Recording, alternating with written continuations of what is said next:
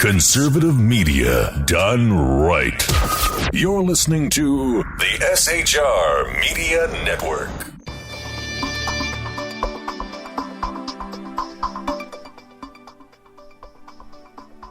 I'm Jason Miller. Tonight on the Evan Miller Report, suicide bombers have attacked two mosques in Yemen's capital, Sana'a, killing more than 100 people.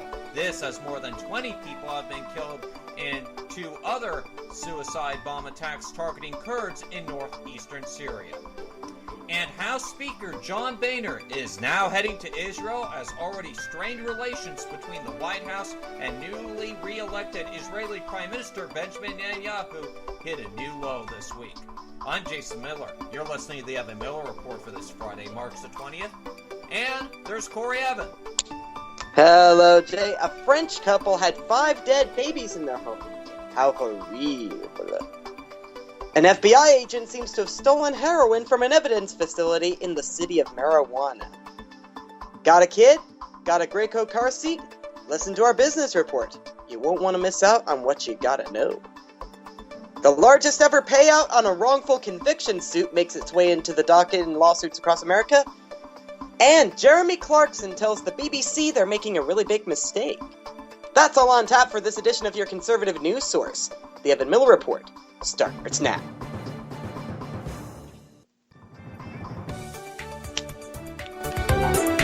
Live from Southern California, this is the Evan Miller Report. Jason Miller with news and politics, Corey Evan with business and entertainment. This is the Evan Miller Report on SHR Media.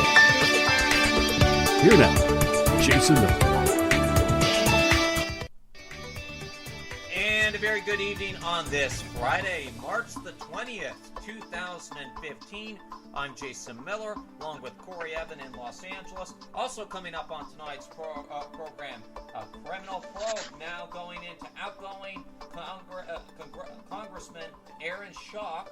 Also, President Obama is now accusing House GOPers of holding Attorney General Lynch nomination up as a hostage. And a potential U.S. presidential candidate is supposed to make a major speech on Monday. But first off tonight, ladies and gentlemen, we start off with developing news tonight over in Yemen, where suicide bombers have attacked two mosques in Yemen's capital, Sana'a, killing at least 126 people and wounding many others, according to reports out of the region. Worshippers were attending noon prayers at Badir and Al Arush Mosque, when at least 4 attackers struck. The mosques are used mainly by supporters of the Zayd Shatid al-Houthi rebel movement, which controls Sana'a. Islamic State, which set up a branch in Yemen in November, said it was behind the attacks. A statement from the group was published on Twitter accounts known as reliable sources for Danish propaganda. It is confirmed the attacks would be the first carried out by Danish in Yemen.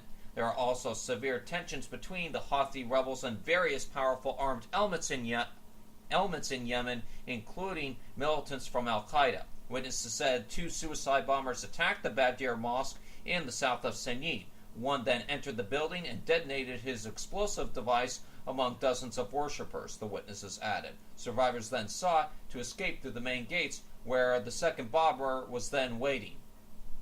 According to one television broadcaster, the prominent Houthi cleric Al-Muhid bin Zahidi al-Mathrini, the imam of the mosque, was among those killed.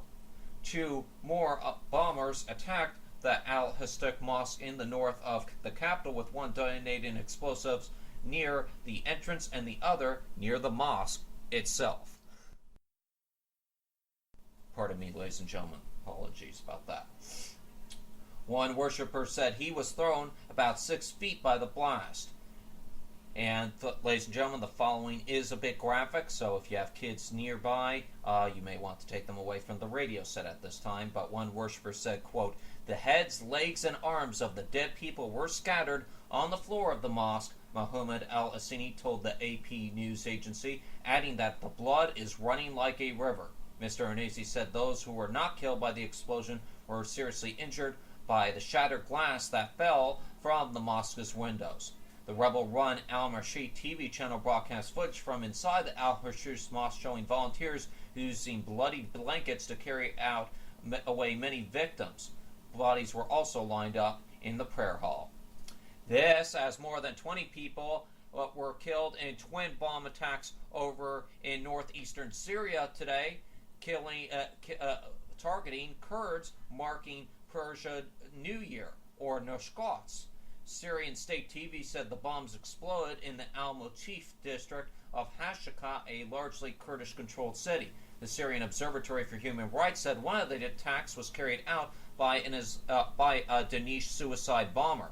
Kurdish militia had been battling the jihadist group across northern Syria and neighboring Iraq in recent months. On Thursday, Daesh published a video showing the beheading of 3 captured Iraqi Kurdish Peshmerga soldiers, which it said was in retaliation for the bombardment of areas under its control. Over to Nigeria now, where they have found a mass grave containing at least 70 bodies in a Nigerian town recently retaken from Boko Haram, according to soldiers from Niger and Chad say. They said they found it in Damascus, a town in the northeastern Nigeria. They entered on Saturday, ending months of control by the militant Daesh. Earlier, Nigeria's President Goodluck Jonathan predicted Boko Haram would lose all its territory within a month. They are getting weaker and weaker by the day, he told the BBC on Friday. President Goodluck Jonathan said, quote, "I'm very hopeful that will not take us any more than a month to recover the old territories," end quote. Damiska is a trading town in Borno State near Niger's border and is about 125 miles from the state's main city of Maiduguri. It was overrun by militants who began their insurgency back in 2009 to create an Islamic State at the end of the year. The victims found the mass grave in Damascus, many with their throats slit and some decapitated. Many have been killed some time ago, according to some reports. Alright, over to some European political news now. There is a standing room only at a campaign speech by one Marine Le Pen in Avicon in France, and that's only ahead of a local election. She appears to be heading for another election victory as the stigma of supporting her far-right National Front party diminishes. But as the ITV News' European editor James Mate reports from Avicon, some believe she could become a serious contender for the Elysee Palace. Here is James Mates' report. In this country, a political rally packed out, standing room only, maybe 2,000 people, to hear a campaign speech ahead of local elections. But this is the attraction, Marine Le Pen, whose far-right National Front is heading for another election victory. They thought she'd peaked at the Euro elections last year, but the Charlie Hebdo killings in Paris have given her another boost. Almost 1 in 3 French voters may be backing her at the polls this Sunday. With each passing election, Marine Le Pen and her party established themselves more firmly in the political structures of France. 25% last year, maybe 30% this year. No wonder people are beginning to wonder if it's going to stop. Maybe if they keep coming top in elections, they will, before long, be the government. Both centre-right and centre-left in France are discrediting themselves with scandal and policy failure, while Marine Le Pen is sanitising her party's image and becoming the country's most popular politician. I asked her whether another election success was making her a serious candidate for the presidency itself. I don't think you can win the presidency if you haven't first won seats on the ground, she said. It's fundamental. It allows us to convince our compatriots we're serious. She was speaking in the picturesque southern city of Avignon, one of her strongholds, and where people no longer feel any embarrassment at supporting the far right. She's popular because she says many truth, and the other lies often. You're not worried that extremist politics? It's not really extreme. Older people are thinking it's extreme. It's not like that. It's a middle. A socialist candidate in this election spoke for both the mainstream parties as they face a sound beating in Sunday's vote. Where does it stop? I don't know. It will stop. I hope it will stop with the democracy. We can't be the shame of Europe. But there's no sign of her being stopped. Anti-immigration, anti-Euro, pro-Putin's Russia, and building support with each passing year. James Mates, ITV News.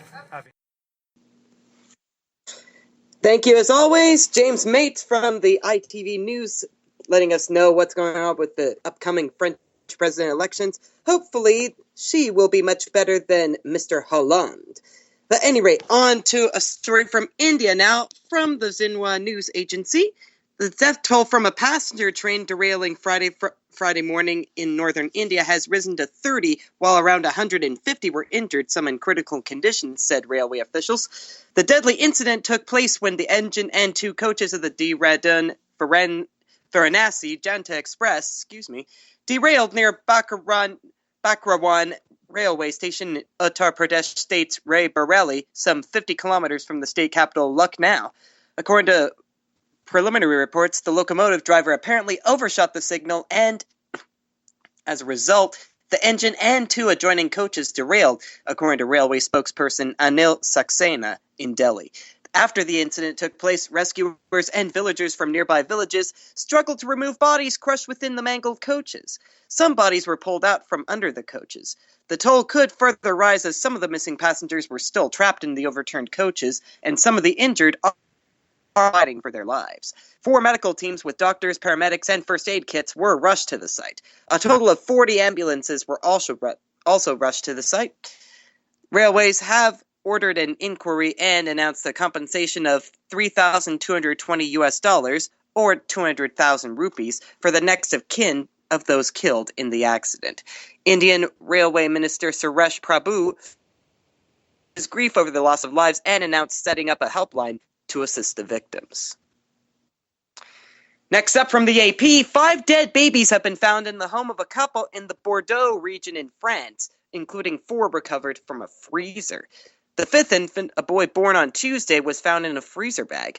Deputy Prosecutor Anne Kayanakis said Friday the woman in the farm home admitted giving birth to the boy.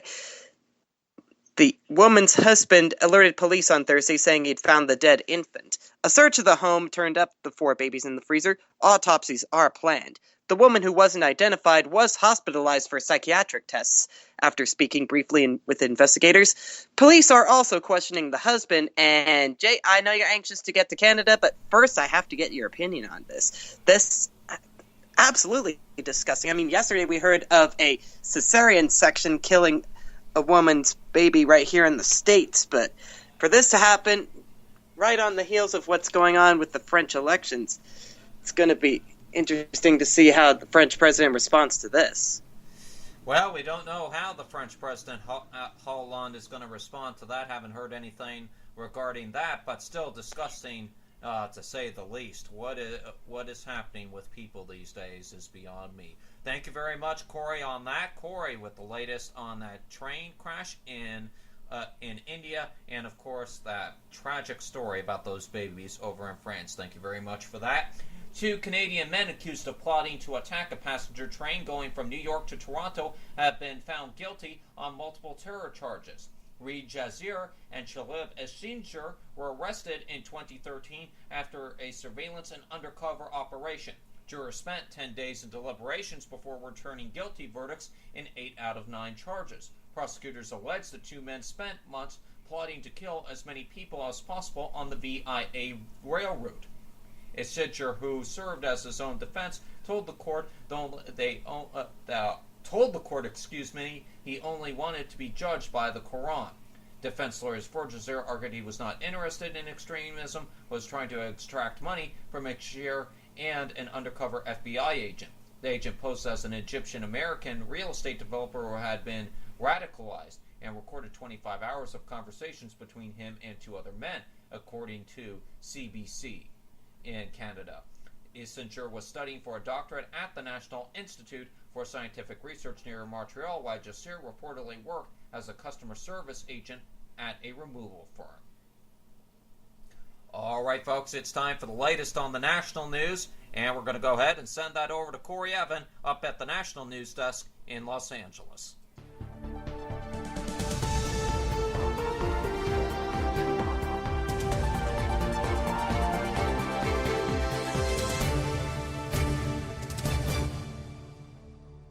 A body found this week in a river is that of a Wall Street Journal reporter who had been missing for more than a year, authorities said Thursday to the AP.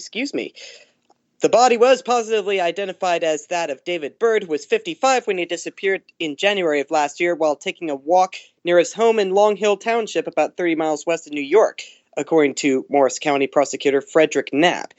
Two men canoeing Wednesday in the Passaic River between Long Hill and Bernards Township came across a red jacket, Knapp said in an email. Police later found human remains, and a positive ID was made using dental records. An investigation into the cause and manner of death is underway. According to a website launched by Byrd's family, Byrd went out for a walk on January 11, 2014, after helping family members take down Christmas decor and never returned. He was wearing a red raincoat at the time.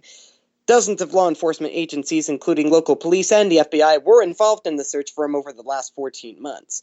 Byrd was a liver transplant recipient and his medication with him when he left the house. His wife, Nancy Byrd, said at the time, according to the prosecutor's office, Byrd's body was found in the middle of the river about a mile and a half from his house and the Hicks Tract, a park his family believed he was walking through before he vanished. Byrd had worked for the Journal's publisher, Dow Jones & Company, for more than 20 years, most recently covering energy markets. And a former Washington, D.C. FBI agent was charged with 64 criminal offenses, according to the UPI news agency, for allegedly stealing heroin from the agency's evidence storage facility.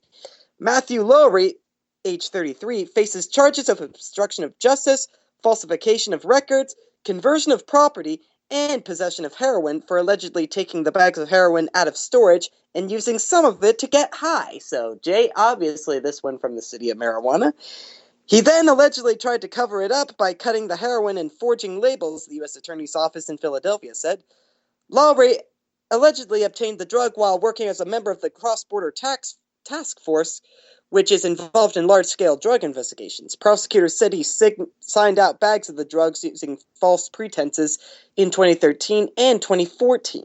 He was caught in October when he left work early after having an argument with his wife. He never came home, and the FBI searched Washington, D.C., finding Lowry in his vehicle incoherent and out of gas.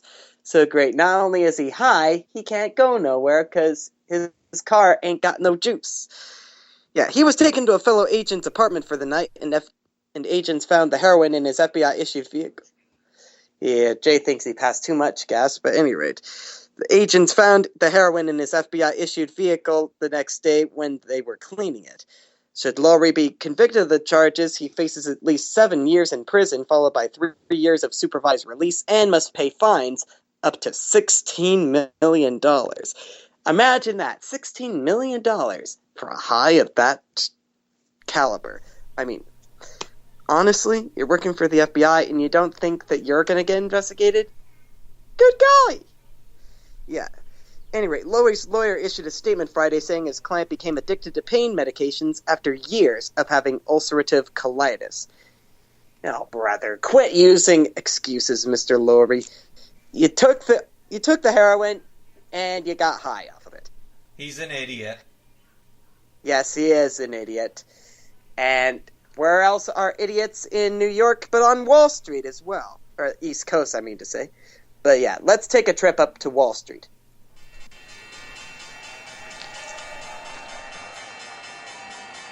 The Dow's up 168 points at 18,127. The Nasdaq up 34 points at 50.26. What am I thinking? And the S&P 500 up 18 points at 21.08. Yeah, I think the heroin story has got me all muddled up in the brain. Yeah, I'm getting a contact high off of it. But at any rate, TheGuardian.com tells me the FTSE 100 has soared through the 7,000 barrier for the first time in its history. Yes, this is out of Europe, my friends. Investors buoyed by the prospect of continuing low interest rates and growing hopes that a solution may finally be found to Greece's financial crisis made it happen. 17 years after the leading index hit 6,000, it finally added the next 1,000 after a number of attempts, notably in 99 at the height of the dot-com boom. Last year, there were predictions that the index would reach new peaks, but after coming close a number of times, it always fell at the final hurdle as new risks like Ebola, Ukraine, the Eurozone came up. But today, it closed 60 points higher at a record 70.22, a near 1% rise on the day, so good job, England. The initial impetus came after a late-night European summit on Thursday, with Greece's Eurozone creditors agreeing to provide more funding if the country drew up a list of reforms ASAP. The more positive tone eased fears that Greece would be forced out of the euro, causing a new financial crisis for the global economy. An opening rise on Wall Street as fears of a U.S. interest rate rise eased, gave the final push to UK shares. That's what I mean to say. The number of rigs drilling for oil in the U.S. continued to decline this week, falling 41 to just 825. That's the lowest in 4 years, according to oil services firm Baker Hughes. While the decline is slowing slightly from the loss of 56 rigs last week and 64 the week before, it remains a more robust decline than weekly cutbacks of 33 and 37 rigs seen last month. The number of oil rigs this week declined for a 15th week in a row, matching the longest streak for oil rig reductions set in March 2009. Despite the reduction in oil-directed rigs by over 45% since hitting a record high of 1609 in October, there are few signs U.S. production has slowed yet. U.S. crude futures have dropped by about 60% since June due to concerns that OPEC and the U.S. are producing too much oil, while demand remains lackluster, forcing U.S. energy firms to cut spending and idle new wells. Oil prices didn't react to Friday's rig count, although federal data due next week could show U.S. oil production was near a 40-year high, analysts said. And Graco, this is one for you parents out there who have car seats made by Graco. Strap in. Thank you very much. Yes.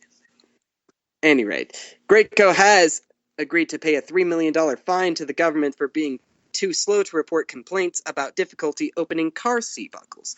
Apparently have to use a lot more pressure than even I had to when I was helping my foster mom get the kids out of the back when I was in foster care. But at any rate, the company also needs to spend $7 million on measures to improve child seat safety, including better programs to register seat owners so that they can be notified of safety problems and better procedures to identify problems and speed up recalls.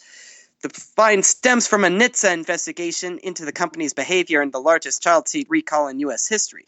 Graco Children's Products recalled a staggering 6.1 million car seats last year because the buckles could get stuck. They could put a child's life at risk, and car seat maker were involved in an extended dispute over the recall. The fine announced today, quote, uses NHTSA's enforcement authority to not only hold a manufacturer accountable, but to keep our kids safe, according to Mark Rosekind, the agency's admin. Laurel Hurd, president of Graco, said in a statement the company regretted that it fell short of NHTSA's expectation for data collection and reporting procedures. Federal rules require a manufacturer to report a safety defect within 5 days of being aware of it. When Graco, a subsidiary of Atlanta-based Newell Rubbermaid, recalled 4.2 million toddler seats in February of last year, NHTSA sent a sternly worded letter that questioned why infant car seats weren't included. It accused the company of soft-pedaling the recall with incomplete and misleading documents for consumers. The company gave in to regulatory pressure and recalled 1.9 million infant car seats last July. Oh, man.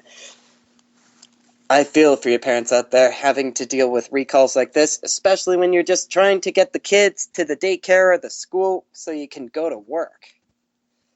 Good golly. Right, that's the end of your business report on Monday, as per usual. But in the meantime, we need to go to break. When we come back, turns out the record for highest ever wrongful conviction payout has been broken yet again. And Top Gear fans and Jeremy Clarkson are sticking it to the BBC. Also, I've got an update to a story I brought you yesterday about the Pledge of Allegiance in a classroom in Arabic. That's going to be exciting, Jay, but not as exciting as what's going down on Capitol Hill. What you got? Thanks, Corey. White House is committed to limits on coal for an export-import bank. That's coming up tonight. Also, John Boehner's off to Israel. This, as ties between Netanyahu and the White House are at an all-time low. And the feds are now probing outgoing Congressman Representative Aaron Shanok. We have the latest on that investigation. And we have the oldest U.S. female military veteran dying at the age of 108. We'll tell you about her life coming up on the Evan Miller Report, your conservative news source, after this short break. We'll be right back.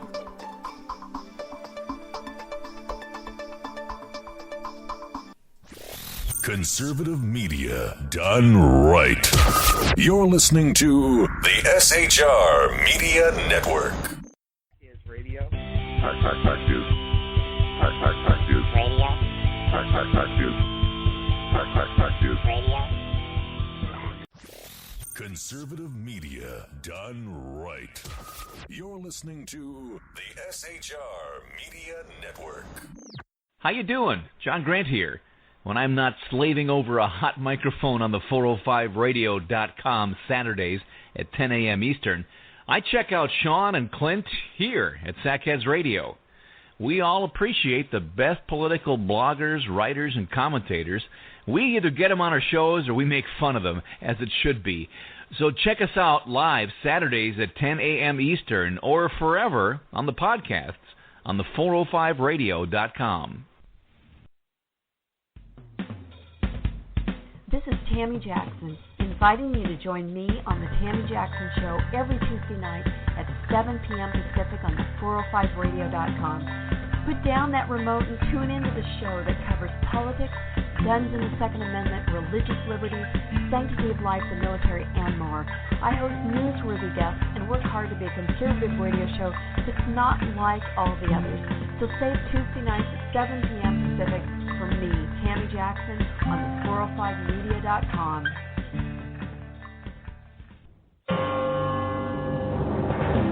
Hello, I'm Paul, a student at Hillsdale College.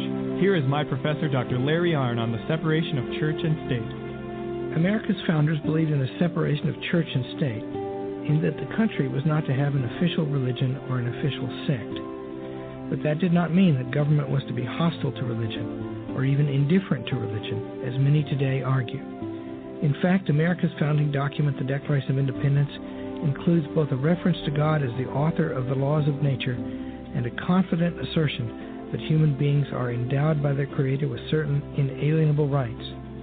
Far from being hostile or indifferent to religion, America's founders understood the theology of the Declaration to be an essential part of the education of citizens. This Constitution Minute was brought to you by Hillsdale College. To join the national conversation on the Constitution, go to constitutionminute.org.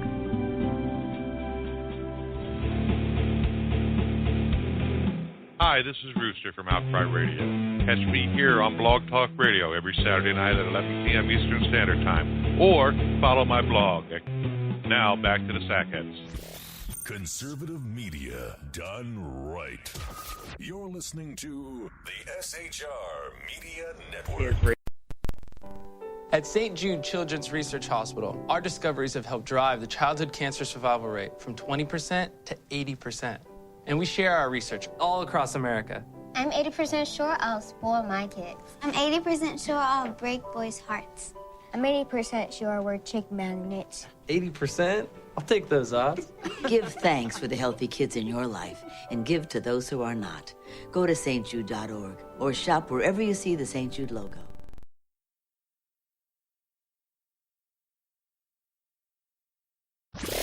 Conservative media done right. You're listening to the SHR Media Network.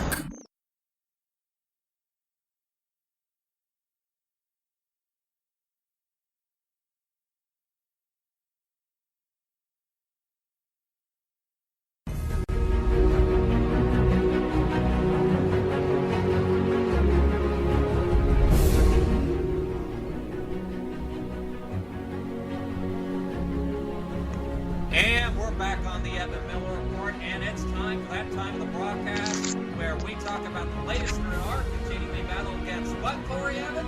Global socialism! Thank you very much. And we start off tonight's global socialism with the Obama administration saying today it's requiring companies that drill oil and natural gas on federal lands to disclose chemicals used in hydraulic fracturing. The first major federal regulation of the controversial drilling technique that has sparked an ongoing boom in the natural gas production, but raised widespread concerns among some about possible groundwater contamination. A rule to take effect in June also updates requirements for well construction and disposal of water and other fluids used in fracking as the drilling method is more commonly known. The rule has been under consideration for more than 3 years, drawing criticism from the oil and gas industry and environmental groups alike. The industry fears federal regulation could duplicate efforts by states and hinder the drilling boom, while some environmentalist groups worry that lenient rules could allow unsafe drilling techniques to pollute underground groundwater. Reaction to the rule was immediate. An industry group announced it was filing a lawsuit to block the regulation, and the Republican chairman of the Senate Environment and Public Works Committee announced legislation to keep fracking regulations under state management. The final rule hews closely to a draft that has lingered since the Obama administration proposed it back in May 2013. The rule relies on an online database used by at least 16 states to track the chemicals used in fracking operations. The website frackfocus.org was formed by industry and intergovernmental group. Try saying that after a few sherbets. Intergovernmental groups. No wonder it sounds communist to me.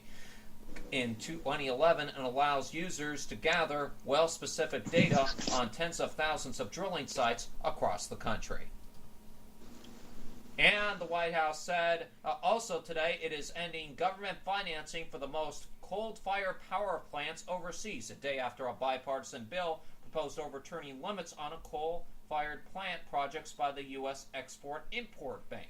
The administration is strongly committed to the long-term reauthorization of the Export-Import Bank, said White House spokesperson and BS artist Jennifer Friedman.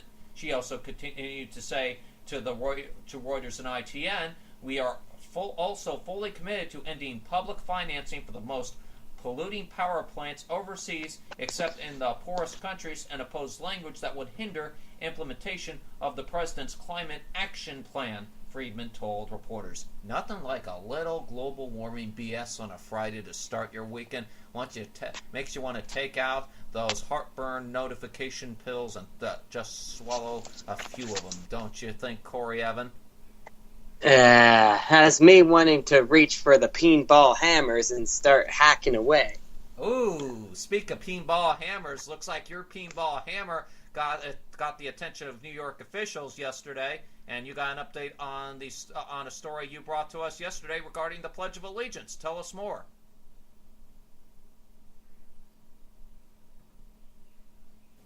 Oh, bummer. Sorry we lost Corey Evan there in the transition there. We hope to get back to him, give us an update on that Pledge of Allegiance story.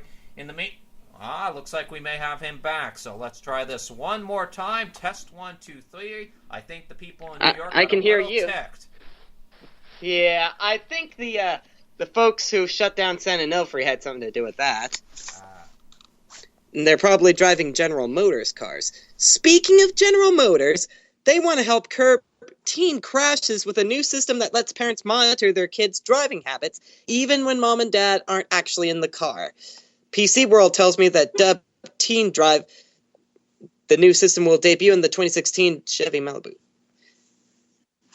offering a bunch of features designed to encourage safe driving. It will, for instance, mute the radio or any device paired with the car when front seat occupants aren't wearing their seatbelts, and give audible and visual warnings when the vehicle is traveling faster than preset speeds. It doesn't end there. Brace yourself, my teen friends. Parents can also read a readout of how you drove the car, including how fast you went, how far you drove, and whether any active safety features like overspeed warnings were engaged. Parents can also set the radio system's maximum volume to a lower level and select a maximum speed between 40 and 75, which, if exceeded, will trigger warnings. In its announcement, GM cited stats from the IIHS indicating that the fatal crash rate per mile driven for 16 to 19-year-olds is 3 times the rate for drivers 20 and over. The new tech will be available for the 2016 Malibu as a standard feature in the Premier and optional with the LT model. You can tell which is which on the top and bottom of the range, but at any rate, the 2016 Malibu will debut at the New York Auto Show, so you can expect to see this feature demonstrated there. Oh, brother. I know that we should encourage our kids to drive safer these days, but honestly, I think this goes a bit far. Don't you think, Jay? Yeah, a little too much nanny state, in my opinion.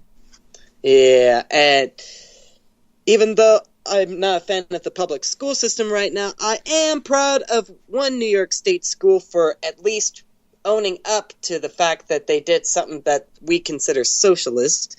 The school in New York State we're talking about has apologized, according to the BBC, after receiving complaints because a student recited the U.S. Pledge of Allegiance in Arabic.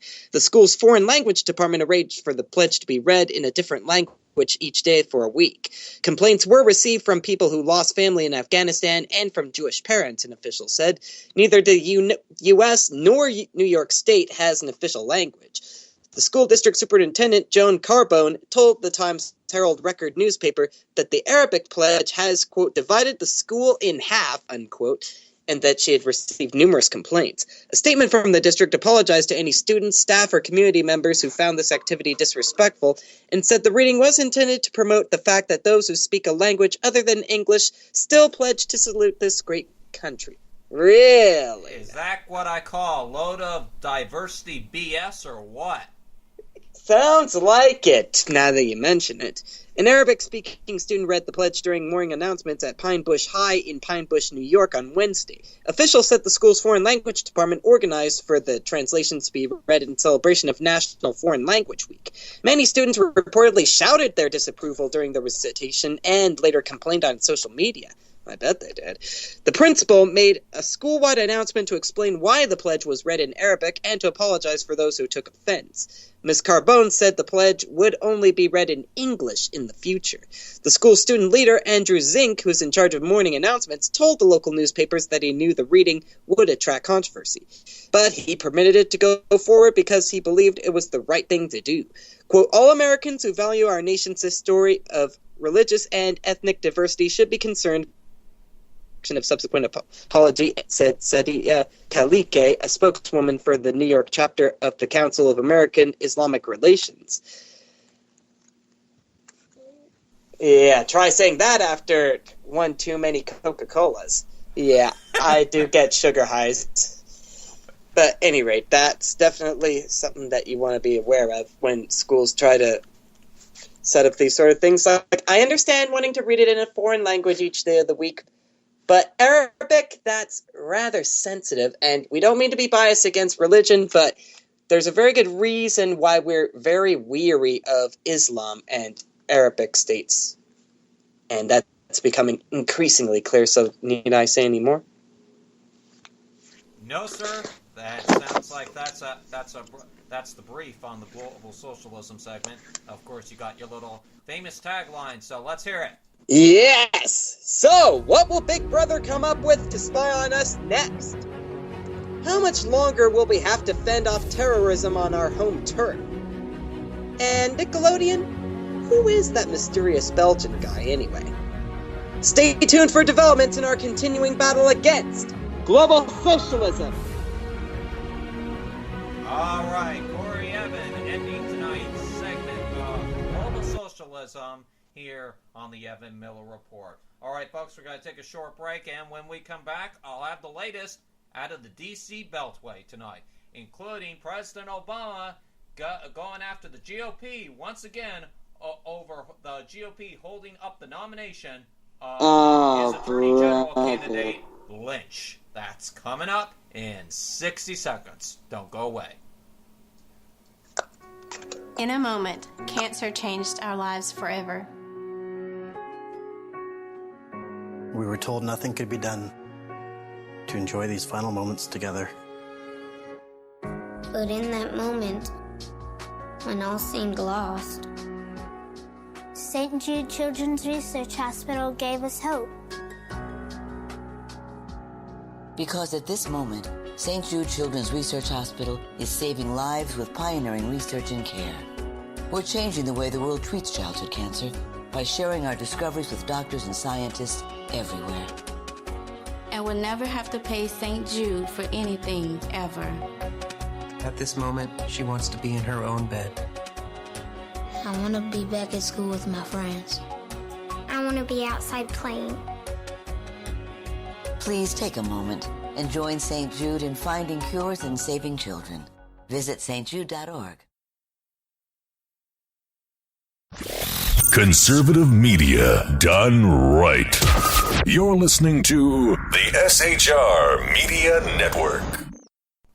And welcome back to the Evan Miller Report. Now time for some latest news in the D.C. Beltway. House Speaker John Boehner is heading to Israel as already strained relations between the White House and newly re-elected Israeli Prime Minister Benjamin Netanyahu hit a new low this week. On the surface, the Republican leader's announcement today that he'll visit Israel looks like a jab at the White House, according to some, but a congressional aide insisted that Boehner's trip during the 2-week congressional recess that begins on March the 30th later this month was planned before new rifts developed between Netanyahu's address to Congress earlier this month and the Prime Minister's remarks this week about the peace process. They spoke on condition of anonymity because he wasn't authorized to publicly disclose details of the trip.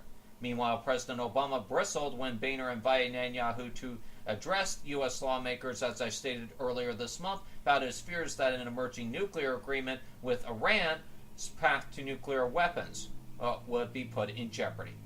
Relations then took another hit Monday when Netanyahu made hardline statements against the establishment of a Palestinian state.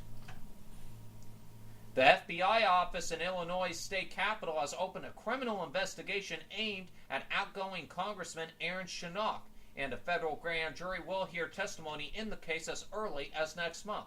Sources familiar with the federal investigation say subpoenas have been issued to Shanok's congressional and campaign staffers, telling them to appear in early April before a federal grand jury in Springfield, Illinois. Investigators are specifically looking into the alleged misuse of campaign and taxpayer funds, and they will also be reviewing personal finance dealings with donors, according to sources who talked to ABC News. You may have remember Congressman Schock when he redecorated his office to look like the set of Downton Abbey using taxpayer dollars. President Obama today accused the Republican-led U.S. Senate of holding up his Attorney General candidate, Loretta Lynch, as a hostage as lawmakers wrangle over a human trafficking bill bogged down in an abortion dispute. This story, of course, we brought to you yesterday. Obama nominated Lynch, the Brooklyn federal prosecutor, in November to replace the retiring and outgoing Attorney General Eric Holder as the nation's top law enforcement official. If confirmed by the Senate, she would become the first African-American woman to serve in the post. Obama said in an interview with the Huffington Post, quote, "You don't hold Attorney General nominees hostage for other issues. This is our top law enforcement office. Nobody denies that she's well qualified. We need to go ahead and get her done." His famous last words, ladies and gentlemen. Back to the story, though. The human trafficking legislation has been expected to attract broad bipartisan support, but most Democrats are blocking it to protest anti-abortion language inserted by Republicans. In turn, Republicans have linked Lynch's fate to the passage of the bill. And presidential politics now. U.S. Senator Ted Cruz, a leading conservative who has been considering running for the nation's top post, will make an important speech on Monday at Liberty University in Virginia, an aide has told the Daily Beast website today. A member of Cruz's staff declined to tell the website the specific nature of the address, but said, quote, "You're going to want to be there," end of quote. Last weekend, the first-term Texas senator was in New Hampshire, a state crucial to presidential aspirates because of its early primary, as were other potential candidates: Jeb Bush, the former governor of Florida, Rick Perry, former Texas governor, and Wisconsin Governor Scott Walker. Cruz also has spent time in Iowa, another key state. In an interview on MSNBC earlier this week, Cruz said he had been getting, quote, very encouraging support regarding a presidential run. Well, ladies and gentlemen, I sure hope that the press over where Ted Cruz is going to be speaking at Liberty University in Virginia will be asking Mr. Cruz about his donations to pro-Common Core organizations in his own state of Texas, including a pro-Common Core school. I wish that question would be asked, and I will not rest until he gets answers for that question and for damaging our kids. Isn't that right, Corey Evan? Right. And hopefully one of these times we can get you over to one of his little press conferences so you can ask exactly that question. But I bet security is going to be tight for that anyway. I have to talk to the heads up at the network about that one. That's another conversation Good for idea. another day. All right, wrapping up politics now. Wisconsin Governor Scott Walker, a leading aspirant for president, as we mentioned, made his state the 25th right-to-work state in the nation back on March the 9th when he signed a measure passed by the Republican-controlled legislature. This story from the LA Times. He may soon get another crack at a worker-unfriendly law. Legislators have introduced a new bill to abolish employees' legal right to at least one day off per week. State law currently allows factory or retail employees to work 7 days or more in a row for a limited period, but they and their employer have to jointly petition the Department of Workforce Development for a waiver. These petitions apparently number a couple of hundred a year. The new proposal would allow workers to voluntarily choose to work without a day of rest. The state agency wouldn't have a say.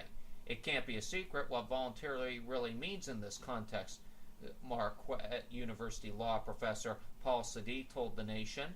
The measure completely ignores the power dynamic in the workplace, where workers often have a proverbial gun to the head. Workers will know if the boss demands it, they'll be volunteering or else. The new measure tracks one last year that was introduced too late in the legislative session to reach a vote.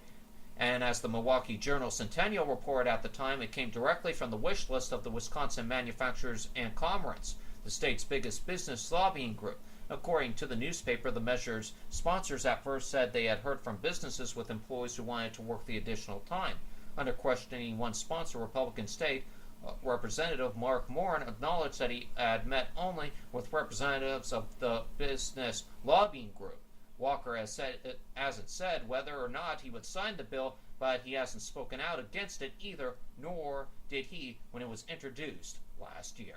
The elimination of a guaranteed weekend would fit nicely with the rest of Walker's anti-worker platform, which includes his having ended collective bargaining rights for the most public union sector employees and signing the deceitful, or what some call the deceitful, named right-to-work law, which prohibits requirements that private sector workers join unions or pay a representation fee as a condition of employment. And that's a wrap on tonight's D.C. and political news going on across the nation. Now to a heartbreaking story. Lucy Coffrey, the oldest living female U.S. military veteran, has died at the age of 108. Coffrey, who served with the Women's Army Auxiliary Corps in the Pacific Theater during World War II and retired after nearly 3 decades of military-related service, died yesterday morning in Texas at the Bexar County Veterans Service Office said. She was working at an A&P grocery store in Dallas back in 1943 when she joined the newly formed Women's Army Auxiliary Corps, as I mentioned, according to her Department of Defense biography. President Obama, who met Coffrey last year at the White House, said today, quote, "It was clear that the passage of time never dampened her patriotic love of country or her pioneering spirit. As we remember her life and salute her service, our thoughts and prayers are with her family, friends, and loved ones today," Obama said in a statement. Coffrey served in Japan, New Guinea, and the Philippines, where she was promoted to staff sergeant and received the Philippine Liberation Ribbon for service during the Luez campaign, according to the Defense Department. After the war, Coffrey remained in the Pacific region working as an Army civilian in Japan. She then transferred to Kelly Air Force Base in San Antonio, Texas in the year 1958, where she worked as an accountant until retiring in 1971. She remained in the San Antonio area. Honor Flight, a group that provides trips to Washington for World War II veterans, flew Caffrey to the nation's capital last summer to meet President Obama. The WAAC accepted women aged 21 to 45 to fill military support roles and free up more men for combat. According to the U.S. Army, about 400,000 women served in uniform during World War II, according to the White House. And I say to Lucy Caffrey, God bless you and thank you for your service. And thank you for your life dedicated to this country, ma'am. We certainly appreciate it. We wouldn't have been here today if it wasn't for your work, ma'am. Thank you very much for that. And on that note, ladies and gentlemen, it's time for tonight's Lawsuits Across America. And now it's time for Lawsuits Across America. The cases are real. All rise for the Honorable Corey Evans. Thank you as always, Mr. Pat Hahn. Ladies and gentlemen, please be seated. Come to order. Lawsuits Across America is now in session. First item on the docket, a wrongful conviction case in Lake County, Illinois has settled at $20 million. The largest ever settlement of its kind in U.S. history, according to plaintiff Juan Rivera's attorneys, as mentioned to ABC Los Angeles. Rivera served almost 20 years for a rape and murder conviction that was reversed in January 2012 after DNA evidence led investigators to another suspect. The case, which involved the murder of 11-year-old Holly Staker in 1982, went to trial 3 times. It was reopened after Rivera's conviction was reversed. So, congratulations, Mr. Rivera. And finally, exoneration. I bet it feels so good. I wonder what it tastes like. But I will not find out for myself, I hope. Next up, from Loha.com, a class action lawsuit accusing a Rockland County energy company of luring in new customers with a bait-and-switch scheme includes local customers and has now been moved to White Plains Federal Court. The lawsuit against Hyco Energy of Mondsey was originally filed on behalf of Pennsylvania and other plaintiffs, charging that the company promised customers of major utility companies huge savings if they switched to Hyco. But after an introductory period, the lawsuit said utility bills actually skyrocketed. The suit claimed that Hyco's promise of better rates are a bait and switch, and following the low introductory rate, defendants' energy rates increased dramatically, causing Hyco customers' electricity bills to rise substantially. Court papers said at least 2 of the class action plaintiffs are from New York. Attorneys for the plaintiffs did not return calls Friday seeking more detail about the local litigants. Attorneys representing Hyco in the case did not return calls seeking comment. But in a reply to the claims last month, company lawyers said in court papers that the company's agreement with customers makes it clear that the rates would be variable and subject to market-related factors. The company also said that the plaintiffs don't represent the majority of their customers and that Audrey Bogdansky, a Pennsylvania woman who is the lead plaintiff, failed to prove that she was overcharged for the entirety of her enrollment with Hyco. They said Bogdansky's agreement with the energy company made it clear that utility rates shall be a variable price with each month shall reflect transportation and other market factors. Oh, brother. Just admit it. Hyco is nothing but hokey. Yeah, I just moved 2 letters around and I made a little joke, ladies and gentlemen. I always forget how entertaining this is. Now you've done it. Now I gotta find sound effect. Now I need to find a sound effect. Can I get, let's see, where is that fanfare? I've done it now, ladies and gentlemen. I've made Jay happy that he gives me this time of the day. There you go. Continue on. What else you got on? Will do. With the Indiana Pacers languishing in public perception and on the court in 2007, team co-owner Mel Simon approached his brother and co-owner Herb about selling the team, according to a lawsuit filed in Colorado. This from the Indianapolis Star, Bren Simon, Mel Simon's widow, is suing the IRS in U.S. District Court for return of $21 million that she paid in protest. She contends the IRS improperly interpreted money Mel received from an ownership reorganization of the Pacers in 2009 as a gift. The lawsuit says it was a business transaction between 2 financially savvy people. Herb and Mel Simon became billionaires from Simon Property Group, an Indianapolis-based company that owns shopping malls. They bought the Pacers in 1983. The Pacers' ownership reorganization, according to the suit, came after Herb Simon wanted to retain ownership and Mel Simon grew tired of funding losses for a team that was hemorrhaging cash.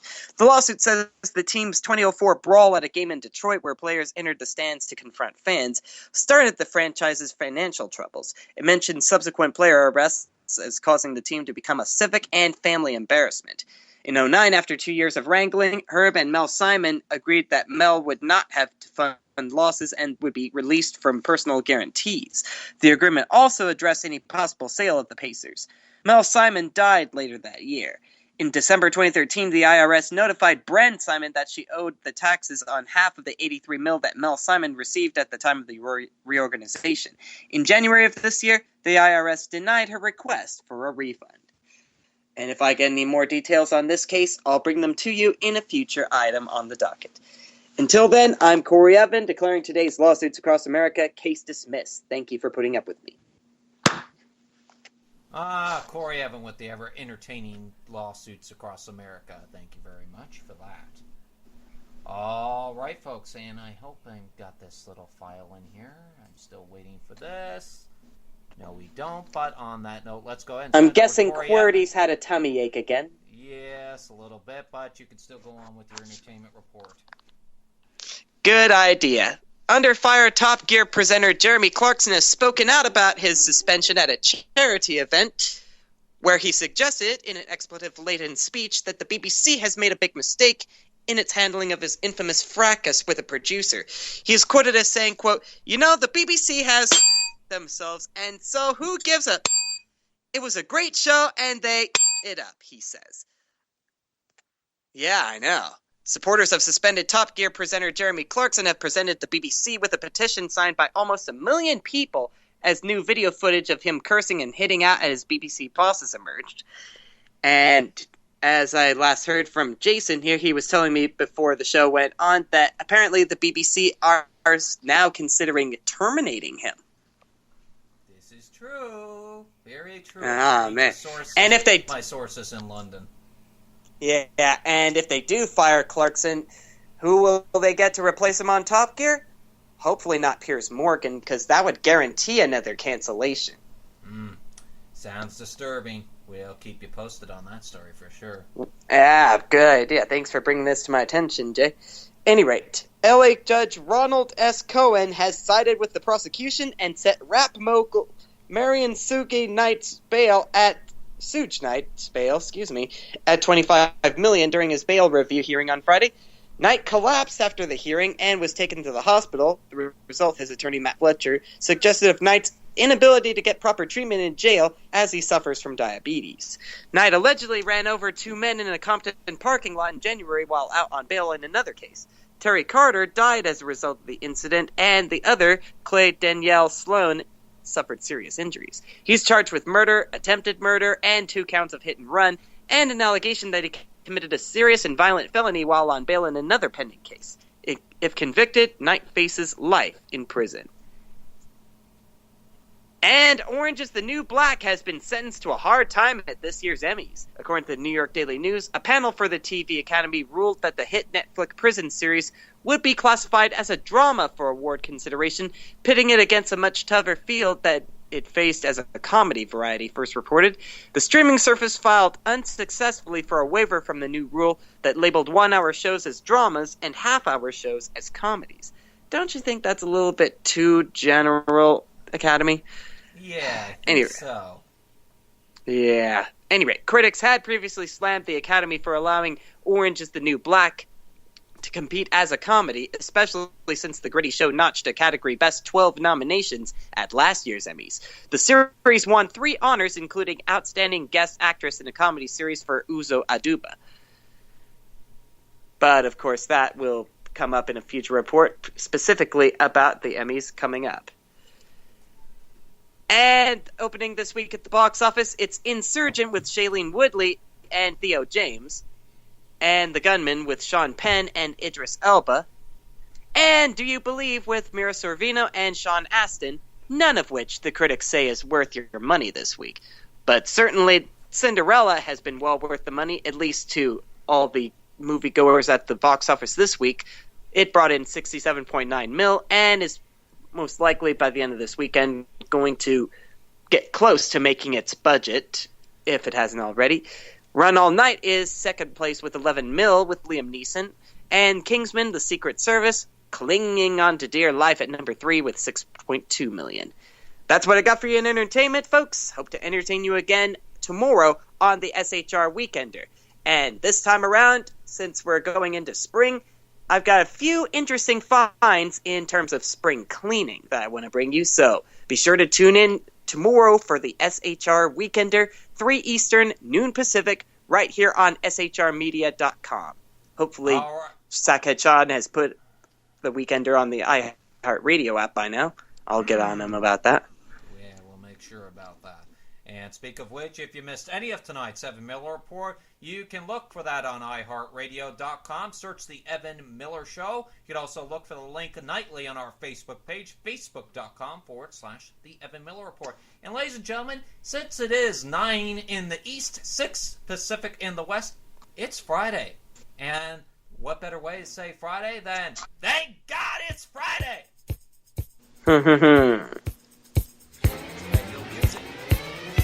Good idea. And as that music plays in the background, what are the happiest countries in the world all have in common? According to a new Gallup ranking, when it comes to happiness, Latin America must be onto something. Gallup surveyed people in 143 countries to rank the happiest nations and found that the entire top 10 are in Latin America. No wonder all the young teens like going to Mexico for spring break, Corey. I bet. Let me guess, they've got cheaper cars down there. Well, probably one of the things. Paraguay score at the top spot, while Colombia, Ecuador, and Guatemala tied for second. Meanwhile, the least happy nations were all found to be in, not surprised to this broadcast crew, the Middle East and North Africa. For the survey, Gallup developed a happiness score for each country based on responses from survey participants who were asked if they had 5 positive experiences the day before the survey. Gallup tallied the yes responses to 5 questions from roughly 1,000 people in each country surveyed. The questions included: did you feel well rested yesterday? Were you treated with respect all day yesterday? Did you smile or laugh a lot yesterday? Did you learn or do something interesting yesterday? Did you experience the following feelings during a lot of the day yesterday? How about enjoyment? From these responses, Gallup was able to create a positive experience index score for each country, which strangely enough is pretty steady every year. The worldwide score usually falls around 70%.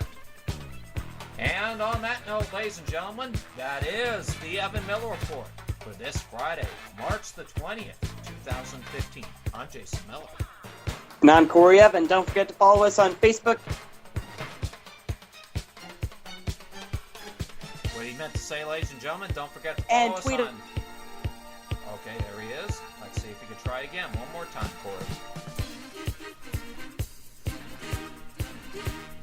Alright, looks like we lost Mr. Corey Evan. But do follow us on Facebook and Twitter. You'll be glad you did, as Corey Evan always says. Facebook.com/The Evan Miller Report. Also on Twitter @EM Radio Report.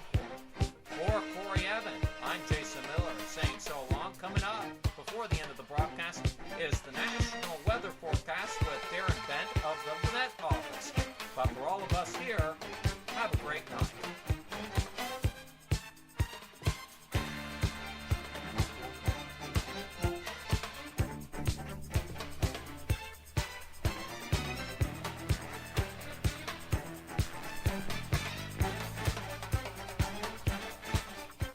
Hello there, we've seen some spring warmth across North America. We've seen some spring snow as well. This area of cloud has been bringing a mixture of rain and snow into the northeast and eastern Canada. A lot of cloud following on behind. Another weather system is arriving there in the Pacific Northwest. Let's focus on this cloud and rain in the south. The rain continues across southern parts of Texas but spills its way into Louisiana, across Mississippi and eventually into Arkansas as well. Some heavy rain, some thunderstorms are likely, and possibly some flash flooding too. Some wet weather though, east and west. Will start in the west, the Pacific Northwest. The rain easing off actually to a certain extent on Saturday. Another weather front waiting in the wings, perhaps some snow breaking its way onto the Rockies. 1 or 2 spots of rain for the far north of California. For most, though, it's going to be dry and sunny here into Utah and Nevada with those showers further east. It's mostly rain that's falling across the northeast of the U.S. The temperatures recovering for a while in New York and Washington, and then a slice of dry weather and some sunshine that extends all the way to the plains before we're back into the showers that move down to Miami by the end of Saturday. Sunday, Monday, still a chance of a shower or two in Miami. The wetter conditions move into Atlanta. It's colder again in New York, but sunnier for the start of the week. Very cold still in Montreal. Temperatures 11-12 degrees in the Pacific Northwest. That's the low to mid-50s. There'll be some further showers or longer spells of rain.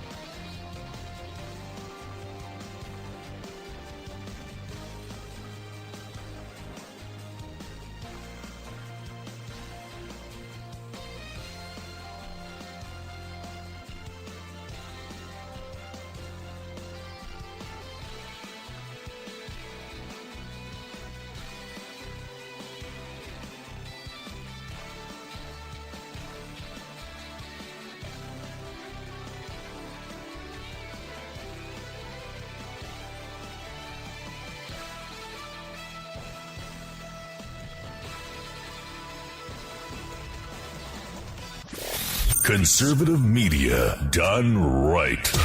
You're listening to the SHR Media Network.